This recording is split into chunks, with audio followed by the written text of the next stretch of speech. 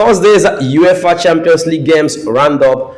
Of course, you don't understand the tradition of the UEFA Champions League games. The games are played on Tuesdays and Wednesdays, respectively. But I can tell you, because of the number of clubs involved this time around, some games were moved to Thursday. So let's take a look at the roundup of the games that we have played yesterday, Thursday precisely. Yeah, it's still me, your regular football presenter. You know, you can always call me that name, Cheese Sports, wherever you see me.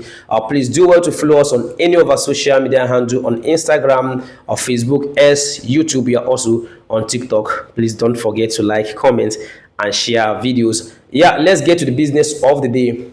At the Etihad Stadium, Manchester City defeated Napoli by 2-0. Of course, Jeremy Doku and Erling Haaland were on the score sheet for Manchester City. But I think the talking points in that particular game was that match order standard, the red card to Napoli's captain, Di Lorenzo. Yeah, so many people we are talking about that red card. Some say it's not a red card. It shouldn't be a red card. But I can tell you that was a straight red card. Instead, he deserved that red card. The rules are there. If a player is put through on goal and you bring the player down, that's the goal bound challenge. You deserve a straight red card. If you watch that match, then you understand his intention was to get the ball, but he didn't get the ball and he brought Erling Haaland down. That was a straight red card. There was nothing to talk about. It is a straight red card. But I think that red card also changed the course of the game, because it couldn't have been an easy game for Manchester City if Napoli were not reduced to 1 man to 10 men, or rather, that was how the game changed. And Kevin De Bruyne was expected to also perform his magic as he normally do when he was playing for Manchester City, but because of that red card to Di Lorenzo, he was substituted. That was how it ended at the Etihad Stadium. Now let's get to St. James Park. Of course, Marcus Rashford had his moment of magic for FC Barcelona as Barcelona defeated Newcastle by 2-1 at St. James Park. It was a wonderful game. Marcus Rashford stand the first goal of the season for FC Barcelona. I think that will now motivate Marcus Rashford. You know, he's on loan, currently on loan at FC Barcelona. So that goal now will motivate him. A lot of thoughts.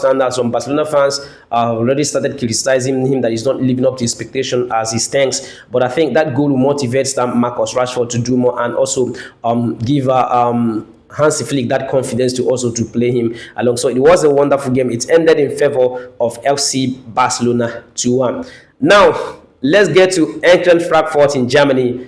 Honestly, I didn't believe that Galatasaray would suffer that heavy loss, honestly, in the hands of Eintracht Frankfurt. It ended 5-1 in favor of the German-based club. Honestly, I didn't believe that Eintracht Frankfurt would beat Galatasaray by 5-1. That was a high goal margin, honestly. What happened to Galatasaray and their players, the big boys they have in their squad? They lost so heavily. That was a heavy loss, honestly. I didn't believe that. But that was how it ended in Germany. Eintracht Frankfurt 5, Galatasaray 1. All right, so let's also get to Copenhagen and play that a 2-2 draw against Bayern Leverkusen. Of course, it was a wonderful game.